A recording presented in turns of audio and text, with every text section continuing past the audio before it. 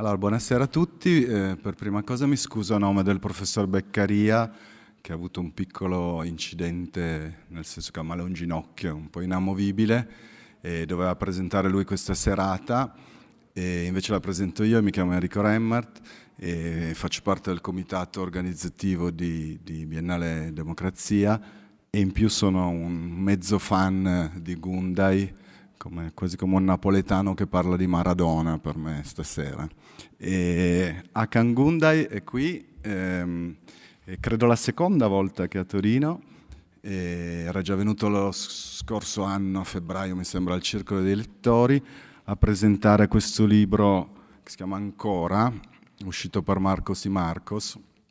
Gundai è turco, è nato a Rodi, 40 anni, vive a Istanbul.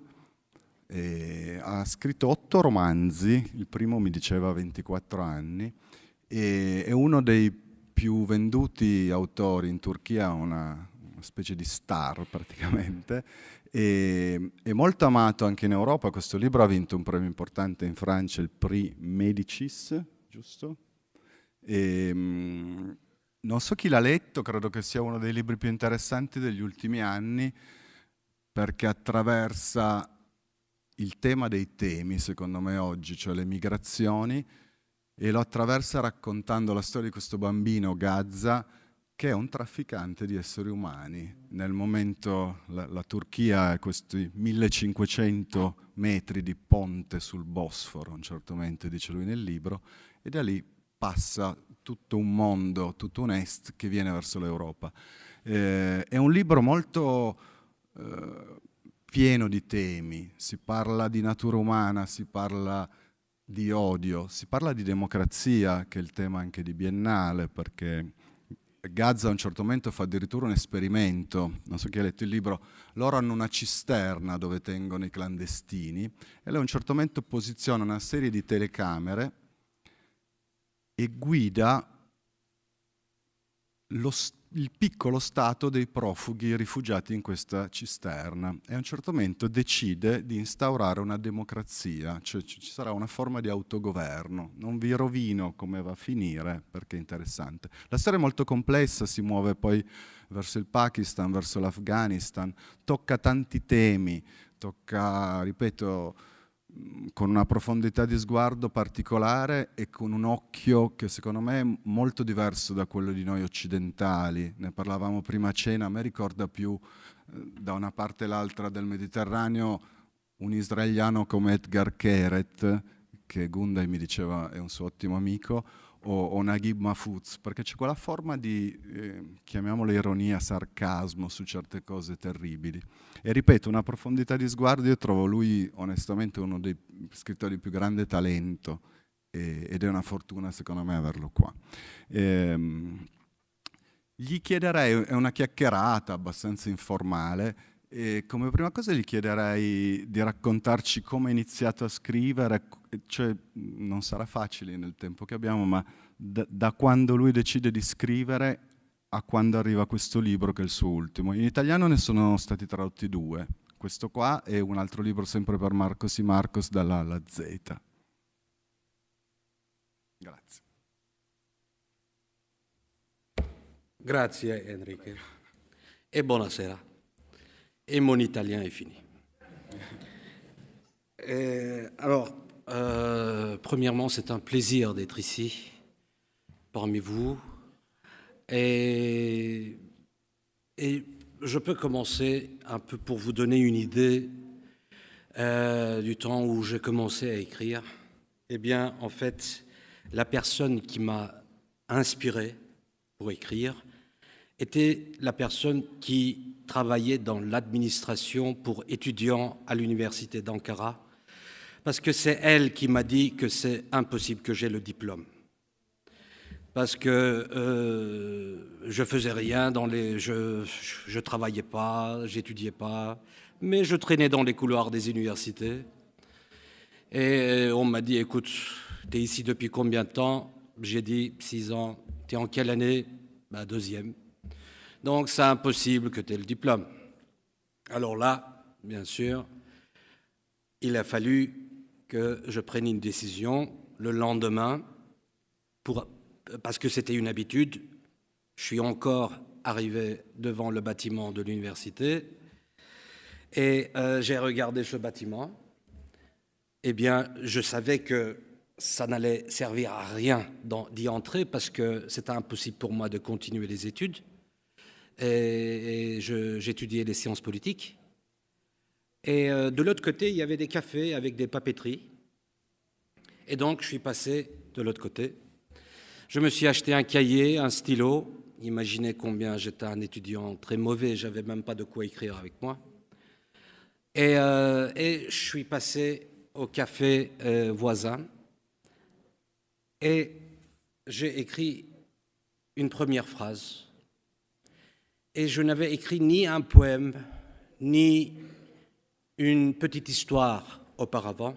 C'était la première fois que j'étais assis comme ça devant une page blanche avec un stylo à la main pour écrire. Et dans ma tête, j'allais écrire un roman. Donc, imaginez combien j'étais audacieux. Et j'ai écrit « L'ascenseur s'est arrêté au 4e étage ». Ça, c'était la première phrase de mon premier roman. Maintenant, après 17 ans, je sais que j'ai écrit cette phrase parce que moi, je me sentais comme coincé dans un ascenseur entre 2 étages. J'avais 24 ans et je ne savais pas du tout quoi faire avec la vie. Tout ce que je voulais, c'était de fuir la vie, de m'évader en créant des vies fictives. Et je voulais que l'ascenseur s'arrête à un étage et que les portes s'ouvrent et que je sorte. Mais, après quelques pages, après avoir écrit quelques paragraphes, je me suis heurté à la force de l'écriture. C'était la première fois que j'écrivais d'une façon disciplinée. Ce n'était plus les rédactions des écoles.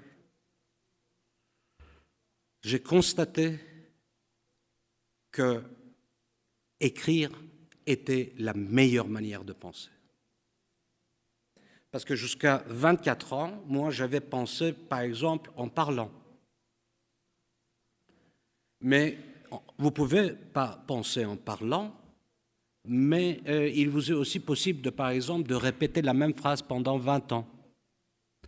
Et il y aura toujours autour de vous des gens qui vont dire « Ah, c'est bien, tu ne changes pas ».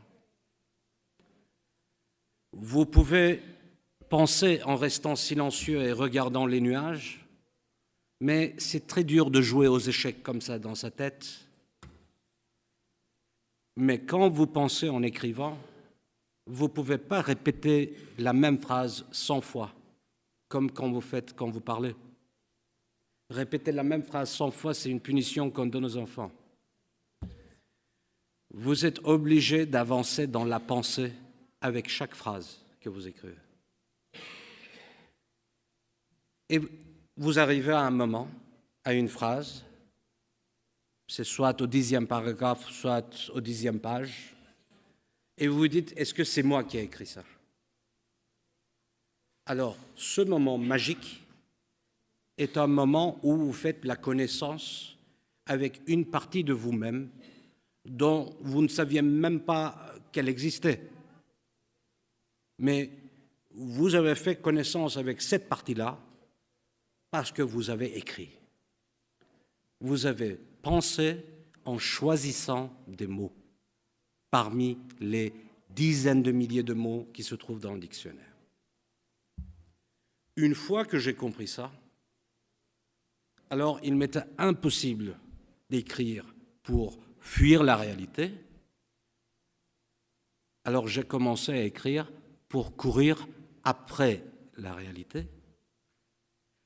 Et si je peux l'attraper, j'allais le mordre.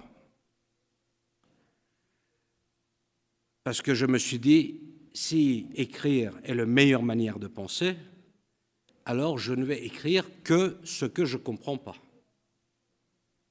Je vais écrire que ce qui me choque, ce qui m'horrifie. Et chaque roman a eu une question primordiale. Donc, le roman, pour moi, n'était qu'un outil pour pouvoir analyser une question. Et c'était souvent, bien sûr, des questions qui étaient à propos de la chair et de l'os, à propos d'être un être humain. Parce que il y avait des choses qui me dérangeaient dans l'être humain, surtout dans le miroir que je regardais. Et ce qui ne me dérange pas ne m'intéresse pas. Donc, je me suis toujours intéressé à des petites questions. Et là, par exemple, la question du dernier roman, c'était tout simple. C'était qu'est-ce que la nature de la relation entre l'individu et le groupe? C'était aussi simple que ça. Parce que je voyais cette relation étant comme une relation problématique.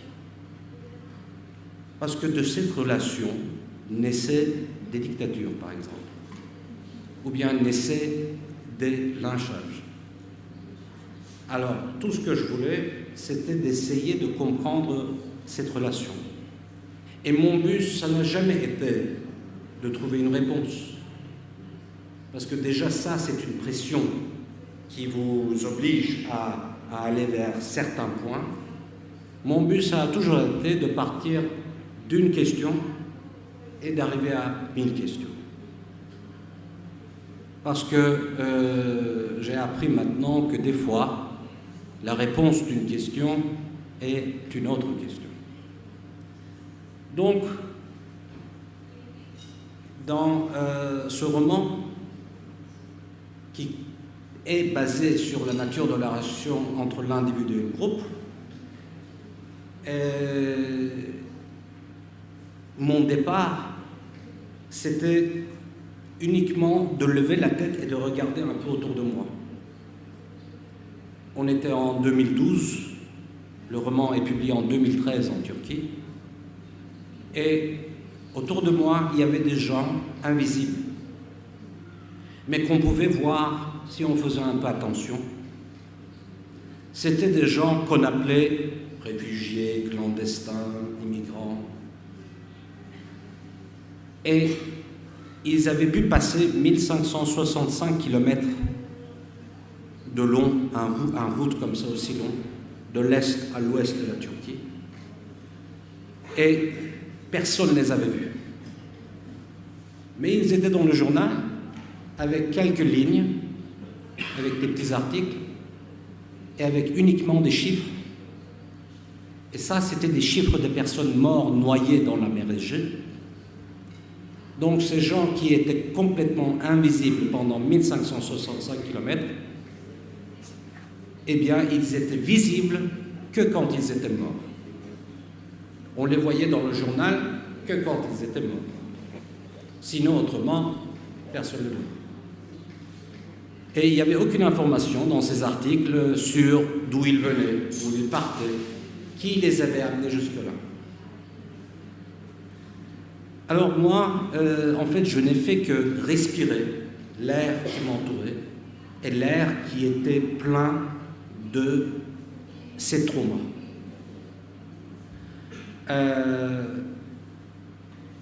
Parce que ces gens, je savais qu'ils avaient des professions, ils avaient un certain âge, ils avaient 40 ans, 50 ans, 60 ans, ils avaient toute une vie derrière eux.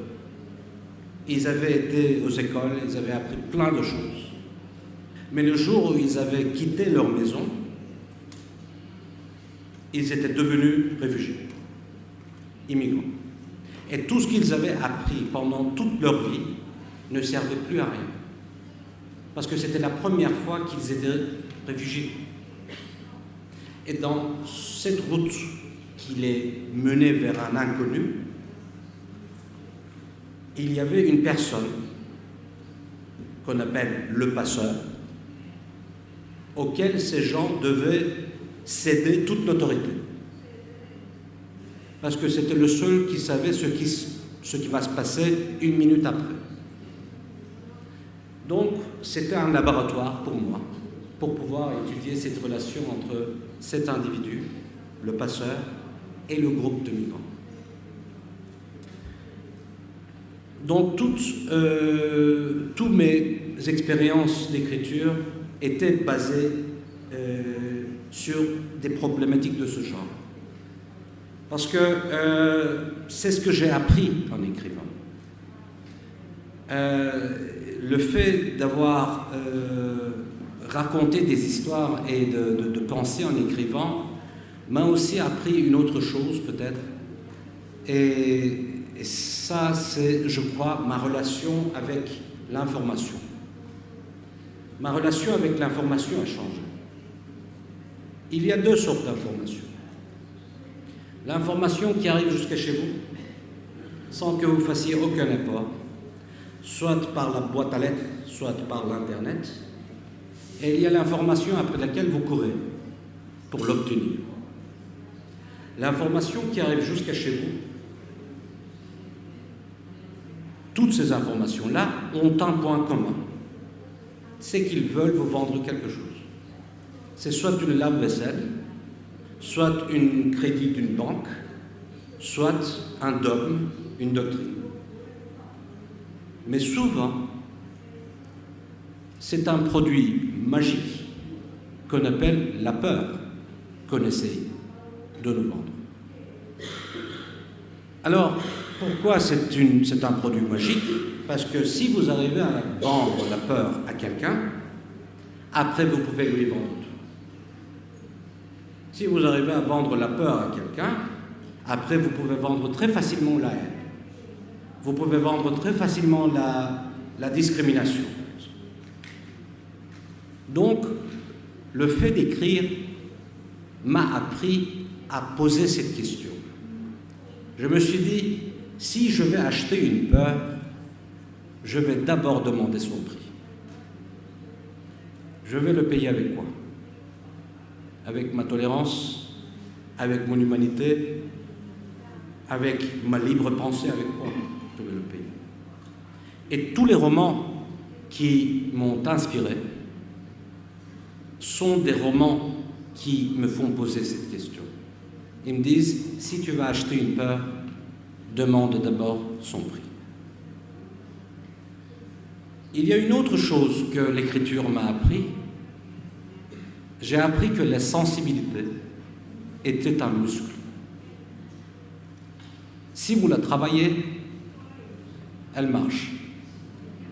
Si vous ne la travaillez pas, vous lisez des articles de 4 lignes avec des chiffres de personnes mortes noyées, et après vous tournez les pages pour arriver le plus vite possible aux pages du support. Si aujourd'hui j'arrête d'écrire et de lire, donc de travailler la sensibilité, je serai comme ça dans 1 an par exemple, dans 1 ou 2. C'est un muscle. Parce que j'ai compris que nos paupières avaient tendance à se fermer et que la gravité nous faisait notre état d'esprit, notre chair et os était fait pour s'aveugler. Et donc, je n'aimais que les romans qui me gardaient éveillé, qui me disaient ouvre les yeux. C'était comme des petits réveils matins. Parce que j'avais compris que l'être humain avait tendance à devenir idiot et cruel. Et donc, une fois que vous acceptez ça, eh bien, vous commencez à vous battre contre cette tendance-là. Mais le problème avec les réveils matins, c'est ceci. Ça sonne, vous ouvrez les yeux. Donc, vous avez 2 choix. Soit vous vous levez du lit, vous commencez la journée en posant des questions, soit vous éteignez le réveil matin, vous continuez à dormir. D'où c'est à nous de choisir si on va faire travailler la sensibilité ou pas. Et donc quand, bien sûr, l'écriture est devenue une sorte de question de vie ou de mort pour moi, quand j'ai compris que c'était la seule manière pour pouvoir faire un pas vers le miroir. Et la notion de la démocratie aussi est entrée d'office dans ce que j'essayais de faire. Parce que, surtout dans le dernier roman, parce que j'ai pu apprendre aussi grâce à l'écriture qu'il y a des valeurs progressistes. Ce sont des valeurs. Ça veut dire quoi une valeur progressiste? Ça veut dire que c'est une valeur qui demande à être travaillée tout le temps, tous les jours. Par exemple, comme les droits de l'homme. Les droits de l'homme est une valeur progressiste qui demande à être évaluée tout le temps, à chaque conflit. Si vous arrêtez de le développer, sa flamme s'éteint, elle devient un très bel objet, parce que c'est un bel objet, le droit de l'homme. Ça devient comme une sorte de météorite, une pierre précieuse. Vous la mettez, qu'est-ce que vous allez faire avec la pierre précieuse, bien sûr? Vous la mettez dans un musée et vous la visitez tous les dimanches pour dire qu'on vit dans une société où il y a les droits de l'homme. Mais après, quand il y a, par exemple, 10 000 personnes désespérées qui viennent à votre frontière, vos droits de l'homme n'arrivent plus à avoir aucune réponse à ces gens-là. Et donc, j'ai essayé de créer une mise en scène dans ce roman où ce petit enfant, dont le père est un passeur, qui est responsable d'un dépôt où on met les immigrants, où ils attendent les bateaux qui vont arriver pour les amener en Grèce. Donc lui, c'est le responsable, c'est le chef. À l'âge de 14 ans, il devient comme une sorte de roi de ce dépôt. Alors, comme il n'a pas un iPhone où il peut construire et détruire des royaumes, il commence à jouer avec la vie de ces gens-là. Parce qu'il a sous sa main des vrais êtres humains. Et ce petit enfant donne à peu près les mêmes réactions que les sociétés ont données au phénomène de l'immigration. D'abord, il dit, ça commence quand il a 9 ans, il dit « J'ai 9 ans, tout ce que je veux c'est d'aller jouer, d'aller à l'école, et ces gens viennent dans mon petit village juste pour m'ennuyer. » Ça veut dire que les seuls coupables de cette affaire, ce sont ces gens-là. Sa première réaction, c'est d'accuser ces gens qui sont désespérés. Sa deuxième réaction, comme il n'a pas les moyens pour les faire travailler dans des petits ateliers pourris, où on peut les faire fabriquer des sacs à main qui sont fausses, de marque fausse, lui il n'a pas ces moyens-là, comme les sociétés ont. Lui, il commence à vendre des bouteilles d'eau qu'il doit normalement distribuer gratuitement. C'est après avoir témoigné à beaucoup de souffrances de ces gens que l'empathie chez cet enfant commence. Parce que lui, il comprend que dans une seule vie, il vous est possible d'être un migrant, un immigrant, un passeur d'immigrants, et un résident d'un pays qui va refuser l'arrivée des immigrants. Par exemple, vous pouvez être un Syrien aujourd'hui, essayant de faire 10 000 kilomètres pour aller, disons, dans un pays, vous arrivez, disons, en Belgique, et après, donc, vous êtes un immigrant, après, vous essayez de faire venir votre famille, vous devenez une sorte de passeur d'immigrants, et après 10 années passent, il y a un autre conflit dans un autre coin du monde, et disons, c'est en Chine, et il y a des Chinois qui arrivent, et vous, la même personne qui était immigrant il y a 10 ans, vous commencez à dire, mais d'où ils sortent ces gens-là? Nous, on était bien. Donc, ce petit enfant comprend que dans un seul homme, il y a tout. Et il commence à jouer un petit jeu dans ce dépôt en créant un petit pays là dans ce dépôt. Et il dit que ça va être de la démocratie. Ils vont choisir leur leader.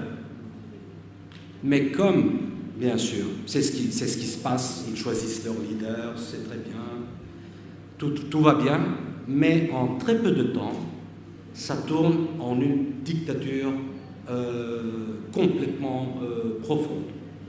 Parce qu'il ne suffit pas d'avoir des élections ou bien des bâtiments très beaux, très belles, avec des enseignes sur lesquelles sont écrits « Parlement » pour avoir une démocratie. Par exemple, une des choses très importantes de la démocratie n'existe pas dans ce dépôt. La vie humaine, par exemple, n'a aucune valeur. D'où tout ce que vous construisez est prêt à s'écrouler en une minute. C'est ce que Gaza comprend, en fait. C'est le nom de cet enfant. Et Gaza veut dire guerre sainte en turc. En fait, je voulais prévenir le lecteur que de l'âme de cet enfant va sortir des morts et des blessés tous les jours, comme dans une guerre. Et toute sa vie va passer à essayer de trouver la paix. Et donc, finalement, j'ai essayé d'imaginer toutes les atrocités possibles qu'on pouvait faire subir à des gens qui sont prêts à donner leur vie pour commencer une nouvelle vie. Le roman est sorti en 2013, donc 4 ans se sont écoulés, et ces 4 ans m'ont montré que moi, en fait, j'étais très naïf. Parce que moi, qui croyais avoir imaginé toutes les atrocités, par exemple, je n'avais pas pu imaginer qu'il serait possible de faire fabriquer à des immigrants des fausses gilets de sauvetage pour les vendre à d'autres immigrants. Ça, moi, je n'avais pas pu imaginer. Par exemple, je n'avais pas pu imaginer qu'il serait possible que des dizaines de pays se donnent main dans la main pour faire d'un autre pays une sorte d'enfer, un vacuum de violence. Je n'avais pas pu imaginer que, par exemple, à la frontière hongroise, il serait possible de faire des accroche-pieds ou bien de donner des coups de pied à des immigrants. Et je n'avais pas pu imaginer que ce aurait été un journaliste qui aurait fait ça, par exemple. Une fois encore, après 8 romans, j'ai compris qu'il est impossible d'écrire quelque chose de plus violent que le journal télévisé. C'est impossible. J'ai essayé. C'est impossible. Donc, en fait, il n'y a que l'ombre des violences de toutes couleurs de la réalité dans la littérature, dans le roman. Mais les romans qui m'ont inspiré, qui m'ont appris beaucoup de choses, sont des romans en fait qui fonctionnent comme... Je peux vous donner un exemple. J'adore Louis-Ferdinand Céline. C'est avec lui que j'ai appris à créer une relation réelle avec une œuvre d'art. J'avais 14 ans quand j'ai lu Voyage à bout de la nuit. Bien sûr que j'ai rien compris, mais j'ai senti quelque chose. Et j'ai continué à le lire et à le relire. Et Céline disait qu'il faisait un travail de ce genre. Il disait, au pôle Nord, donc il y a les traîneaux, et il y a les chiens qui tirent les traîneaux, et tout à l'avant, il y a un chien qu'on appelle le guide, le chien guide. Son devoir, sa tendance, son devoir, sa capacité, c'est de sentir que la glace est fine. Parce que si on ne sait pas que la glace est fine, le traîneau, elle va tomber. Donc son devoir, c'est d'aboyer quand il sent que la glace, elle est fine. Et c'est ce que j'essaie de faire. C'est d'aboyer. Bien sûr que c'est pas aussi joli que chanter. C'est pas joli à entendre. Mais c'est toujours mieux que de rester silencieux. Parce que autrement, l'écriture ne m'aurait servi à rien. Ça n'aurait été qu'un passe-temps. Voilà.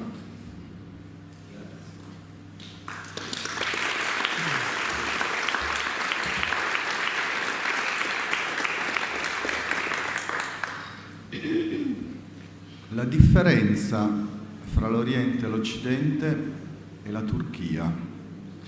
Non so se sia il risultato della sottrazione tra Est e Ovest, ma la distanza tra essi è grande quanto la Turchia, di questo sono sicuro. E noi vivevamo lì, in un paese in cui ogni giorno i politici vanno in televisione per sottolinearne l'importanza geopolitica. Un tempo non sarei stato capace di capire cosa significasse. Poi ho capito che si può paragonare a un edificio fatiscente e buio, presso il quale, giusto perché è di strada, fanno sosta gli autobus notturni, con i fari luminosi come enormi occhi sgranati. Che significa un ponte sul Bosforo della lunghezza di 1565 chilometri.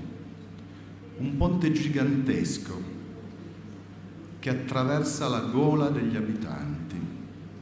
Il nostro paese è un ponte antico, con un piede scalzo a oriente e l'altro infilato in una scarpa occidente, da cui transita qualunque merce illegale. Per il nostro ventre passa ogni cosa, specialmente gli uomini chiamati clandestini. E noi facciamo del nostro meglio, li ingoiamo e per non strozzarci li mandiamo via, là dove vogliono andare. Un commercio fra un confine e un altro, da un muro a un altro muro. Naturalmente il resto del mondo non rimane con le mani in mano e fa di tutto per creare la disperazione capace di spingere quella gente a fuggire dalla terra natia, per giungere nel luogo in cui sarebbero morti. Ogni genere di disperazione, di ogni lunghezza, diametro, peso ed età. Questo è il secondo capitolo di questo libro. Io lo so, e l'hai detto anche prima, che nessuno scrittore dà risposte. Tendenzialmente racconta delle storie e fa delle domande. Però so anche che quasi tutti, e tu perché ti ho parlato prima, ce ne hanno una visione. E allora volevo chiederti, siamo all'interno di Biennale Democrazia. Biennale Democrazia, il tema di quest'anno si chiama Uscite di emergenza. E all'interno dei vari temi che affrontiamo, uno dei temi più importanti è quello delle migrazioni. E allora io mi chiedo, e non lo chiamiamo problema, lo chiamiamo emergenza, secondo me questa è la parola giusta.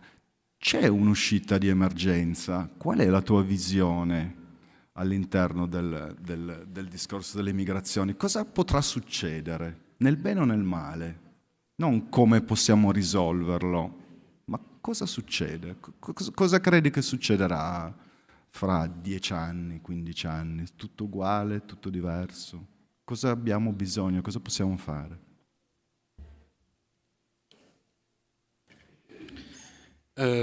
Imaginez une maison. Dans une chambre, il y a une piscine, autour de laquelle les gens sont couchés sur des chaises longues avec des cocktails. Et dans l'autre chambre de la maison, il y a un incendie. Les gens qui sont dans la chambre où il y a l'incendie, leur première réaction, c'est d'essayer, bien sûr, de sortir de cette chambre d'entrer dans le couloir pour aller dans l'autre chambre où il y a la piscine. Donc, ils font une route comme ça, tout entassé dans le couloir. Et les gens qui sont à l'autre chambre avec la piscine, ils regardent comme ça au couloir, ils voient des centaines de gens, des dizaines de gens arriver, et leur première réaction, c'est de fermer la porte, en oubliant qu'ils sont dans la même maison avec l'incendie. Tout ce qui se passe depuis à peu près 5-6 ans, nous ont montré quelque chose. On n'est plus au siècle précédent où il était possible de faire des génocides ou bien de l'esclavage dans des continents lointains et de revenir comme des héros. On est à un siècle où on subit les conséquences de tous nos actes beaucoup plus rapidement. Tout ce qu'on voit à la télévision, toutes les tragédies que vous voyez à la télévision, derrière l'écran de la télévision, et derrière votre fenêtre en 2 ans, 3 ans. Parce que les gens, une fois qu'ils les voyaient comme ça à la télévision, des milliers de gens marchaient dans le désert, les gens de l'Occident, la Turquie aussi, nous on a cru que c'était sur une autre planète. Mais après, on a compris que le monde n'était pas assez grand pour pouvoir échapper aux tragédies des autres. On a compris que le monde était un huis clos et que la seule manière de pouvoir être heureux sur une planète avec autant de tragédies, c'était de se trouver une autre planète. Donc, ça, au moins, maintenant, on a une idée à propos du fait que le monde n'est pas aussi grand. Mais ce n'est pas tout. Ce n'est pas avec uniquement cette information qu'il nous serait possible de faire quelque chose. Parce que notre première réaction, c'était d'essayer d'effacer le symptôme, qui est l'immigration. Parce que l'immigration est le symptôme d'une maladie qui existe depuis des siècles et des siècles. Cette maladie s'appelle l'inégalité économique dans le monde, ça s'appelle la famine, ça s'appelle des guerres. Je vais vous donner un exemple très simple. Les seules recherches que j'ai faites pour écrire ce roman, ce n'était pas aller parler avec des trafiquants ou bien des immigrants. Je n'ai uniquement regardé que des rapports des Nations Unies, de l'Union européenne, pour voir les statistiques et les réseaux, les pourcentages. Et il y avait aussi une autre fondation duquel j'ai lu les rapports. C'est une fondation suédoise qui s'appelle SIPRI. C'est une fondation qui publie des rapports sur la production et des ventes d'armes chaque année. Ils ont des graphiques, des cartes très simples. Ils ont la carte du monde et il y a des flèches qui vont de l'ouest à l'est qui représentent les ventes d'armes. Et vous avez la carte de l'immigration des Nations Unies, par exemple. Vous la mettez en dessous. C'est la même carte géographique. Vous voyez des flèches qui vont de l'est à l'ouest, comme par hasard. Parce que nous, on attendait, on voulait que dans un enfer qui a été fabriqué par nous, continuent à vivre des gens. Et après, on a été surpris qu'il y a des gens qui fuient l'enfer que nous, on a fabriqué. Et bien sûr, moi, je suis surpris que les gens soient surpris. Parce que c'était là. Ils étaient là depuis des siècles. C'était là. Mais comme nous, on s'est uniquement occupé de la démocratie dans notre pays, on ne s'est jamais posé des questions à propos de ce que nos gouvernements faisaient en dehors de nos pays. Maintenant, on le sait. Parce que chaque jour, on reçoit les victimes. Donc, la première réaction, si on vient à ta question, c'était quoi? C'était l'Union européenne faisant un accord avec la Turquie. C'était la première réaction. Un accord qui était très simple, créer un mur entre la Turquie et l'Union européenne, et comme ça, effacer les symptômes, et comme ça, retarder le problème pour des générations futures. Parce que ça peut marcher, des accords de ce genre, pour 40 ans, 50 ans, mais après, les gens feront le tour du monde de l'autre côté, ils viendront de l'autre côté. Il faudra aussi faire des murs sur l'Atlantique aussi. Et la Turquie était prête à signer cet accord. Et nous, par exemple, en Turquie, tu sais de quoi on parlait? On parlait, c'était un des critères de l'accord, on parlait le droit, obtenir le droit d'entrer dans le territoire Schengen pour 3 mois sans visa, comme touriste, pour les citoyens turcs. C'était une des critères. Ça n'a pas été réalisé, mais c'est dans l'accord. Et nous, on parlait de ça, on discutait. Et moi, je me disais, mais parce que 5000 personnes sont mortes, noyées, en un an, en essayant de passer la mer Égée pour aller en Europe, que moi, maintenant, étant citoyen turc, je peux aller à Paris sans visa pour prendre la tour de la Tour Eiffel, pour prendre la photo de la Tour Eiffel. Donc, on est arrivé à une réaction qui, en fait, résume notre relation avec ce phénomène qu'on appelle l'immigration. C'était la première réaction de l'Union européenne. Et si ça continue comme ça, si on n'arrive pas à essayer de trouver des solutions à propos des causes de l'immigration, eh bien, ça ne se ferait que s'amplifier.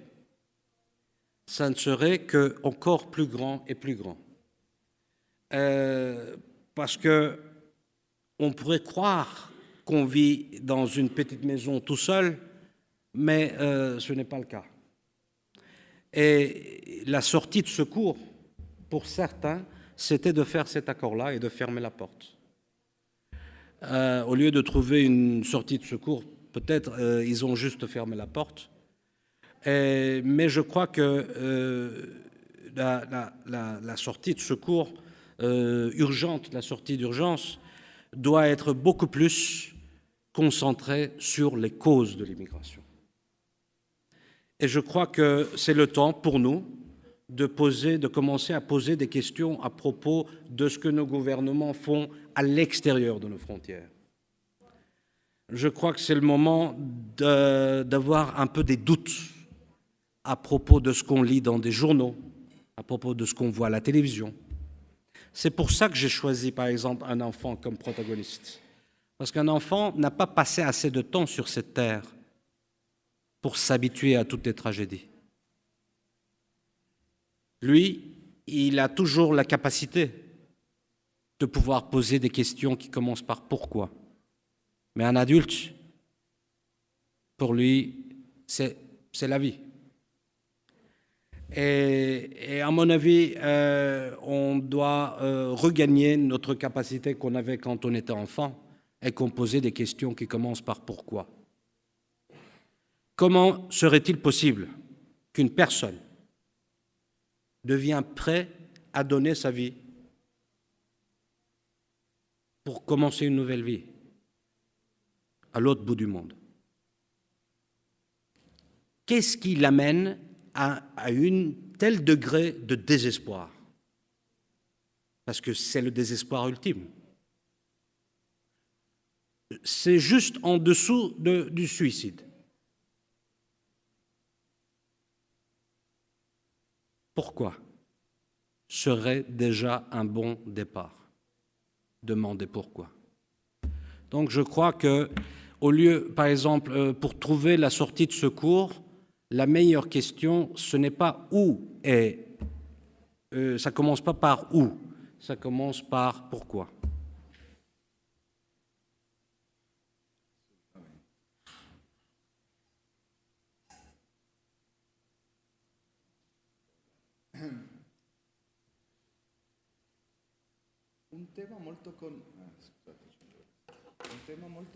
Un tema molto connesso oggi è quello della migrazione, come questa migrazione venga vissuta da noi europei, ma in realtà è un caso mondiale, perché il muro di Trump in Messico agisce sugli stessi meccanismi.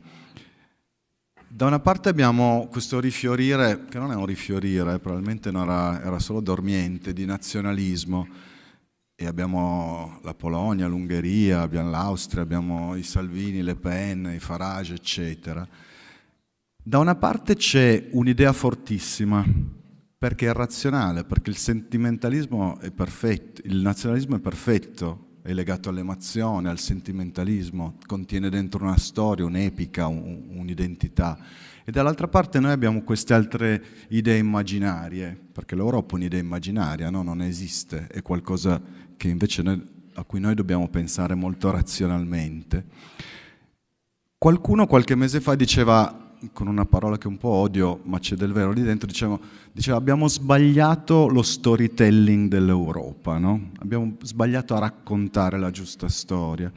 Però questa cosa mi ha sempre fatto pensare a un'altra cosa, un fatto molto italiano, non so se lo conosci. Qualche mese fa, sull'Adriatico, nel Polesine, sono arrivate 9 profughe nigeriane in 2 paesi minuscoli che si chiamano Goro e Gorino. E queste profughe, tutte donne, molto giovani, una incinta, sono state respinte dagli abitanti di Goro e di Gorino. E è venuto fuori un caso abbastanza grande. A me quello che ha più colpito è cosa hanno detto queste profughe. Una ha detto: se sapessero la nostra storia ci avrebbero accolto abbracciandoci. E siamo sempre sulle storie. È vero questa cosa qua? Se noi lavorassimo sulle storie, cambierebbe o drasticamente invece la verità è che la natura umana è pessima? Possiamo migliorarla? O solo qualcuno? Tu sais à quoi ça m'a fait penser le fait de raconter des histoires? C'est que par exemple, ce que je vois depuis à peu près 4-5 ans, c'est que quand on lit dans les journaux des histoires à propos des immigrants, en fait, ce sont des publicités. Et ce sont des publicités d'êtres humains. On essaye de les vendre à des sociétés qui ne les achètent pas en disant que ce sont des gens très bien. Tu sais pourquoi? Parce que malheureusement, il ne suffit pas d'être un être humain pour être accepté dans un autre pays. Tu es obligé d'être bien, tu es obligé d'être doué, tu es obligé d'avoir une profession, tu es obligé d'avoir des qualités. Il faut qu'on fasse ta publicité. Ça ne suffit plus d'être un être humain et de sonner la porte et de dire « j'ai faim ». Malheureusement, on est dans une ère où on a besoin des histoires pour acheter. Et je crois que c'est dû au fait qu'on est enfin, en fait, dans une sorte de moment de crise constant. C'est quoi les périodes de crise constante, ce sont des périodes où tout ce que tu possèdes comme valeur, notion, ne répondent plus aux problèmes actuels. C'est comme la pierre précieuse au musée, qui n'a plus rien à dire à l'actualité, aux problèmes d'actualité. Et quand les gens voient ça, eh bien, commence une frustration. Parce que tes valeurs auxquelles tu croyais, auxquelles peut-être des gens se sont battus pendant des siècles pour obtenir les droits de l'homme, maintenant, ça ne sert plus à rien. Donc, ça fait une frustration. Et quand les gens sont frustrés, eh bien, arrive le roi de la situation, qui est le populisme. Le populisme est magique, comme la peur. Elle marche très bien. La première chose que le populisme fait, c'est d'abord d'écrire sa propre dictionnaire. Elle écrit sa propre dictionnaire, elle change les définitions des mots, elle joue avec les définitions des mots, et il arrive à le vendre. Par exemple, la moitié de la société l'achète. Et l'autre moitié qui utilise toujours l'ancien dictionnaire, eux, ils restent comme avant. Et quand ces deux gens, ces deux parties commencent à dialoguer, ils parlent la même langue avec les mêmes mots, mais ils ne se comprennent pas parce qu'ils veulent dire autre chose. Exemple, les États-Unis sont partis pour amener la démocratie en Irak avec des bombes. Si tu demandes à un soldat qui s'est battu en Irak, un soldat américain, si tu lui demandes ce qu'il faisait là, c'est ce qu'il va te dire. Il a dit, moi, j'amenais la démocratie. Par exemple, si tu demandes à Erdogan, il va te dire que les journalistes turcs sont les journalistes les plus libres du monde, parce qu'on peut le critiquer. Comme ça, très petit. Donc, d'abord, c'est les mots avec lesquels il faut que tu commences à jouer. Et ça marche. Parce que le populisme, c'est les émotions. Il n'y a plus de logique, il n'y a plus de rationalité. Ce n'est que les émotions, mais le problème, c'est très éphémère, comme les émotions. C'est passager. Le lendemain, tu te réveilles et tu te dis « Ah, on est toujours dans la merde. » Il n'y a rien qui a changé, en fait. Mais pour 24 heures, tu as cru que tout allait bien. Ben non. Le problème continue.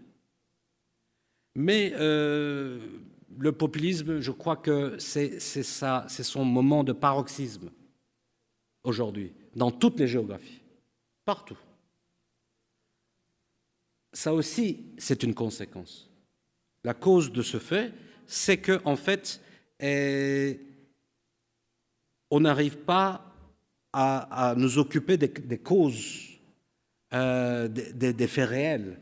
Par exemple, est-ce qu'il est possible d'essayer de trouver une remède, disons, pour le problème d'intégration en France, par exemple, sans parler de la colonisation?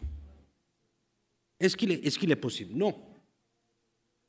Donc, si tu n'arrives pas à remédier, à trouver des remèdes, à essayer de te mettre face à face avec les causes des traumas que, par exemple, tes grands-parents ont causés, il t'est impossible d'avancer. Tu ne fais que retarder les problèmes. Ou bien tu trouves des solutions éphémères. C'est quoi, par exemple? Juste un petit exemple pour te faire comprendre. Je ne sais pas si vous avez lu dans les journaux, il y a à peu près 2-3 semaines,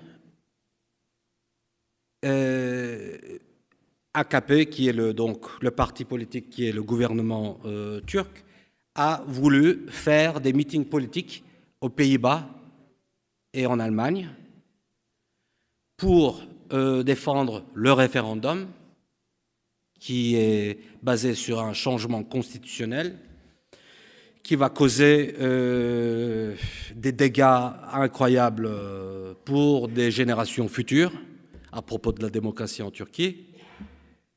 Et qu'est-ce qui s'est passé aux Pays-Bas et en Allemagne? Ils ont interdit ces meetings politiques.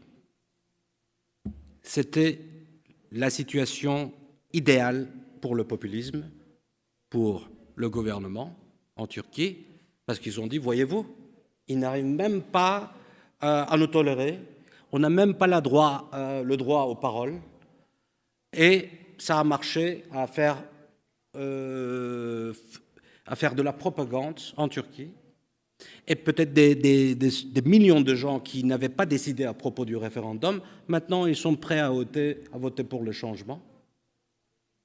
Et nulle personne en Allemagne ou aux Pays-Bas ne s'est posé cette question-là. Ils ont dit, d'accord, on interdit les meetings politiques, mais d'où sortent ces centaines de milliers de citoyens néerlandais et allemands qui supportent Erdogan? Viennent-ils de l'espace, d'une autre planète? Est-ce qu'ils ont grandi en Laponie? Ils ont 18 ans, ils n'ont peut-être même pas mis les pieds en Turquie. Ils ne savent même pas peut-être parler le turc. C'est la 5e génération. Encore revient la question primordiale, je crois. Pourquoi ?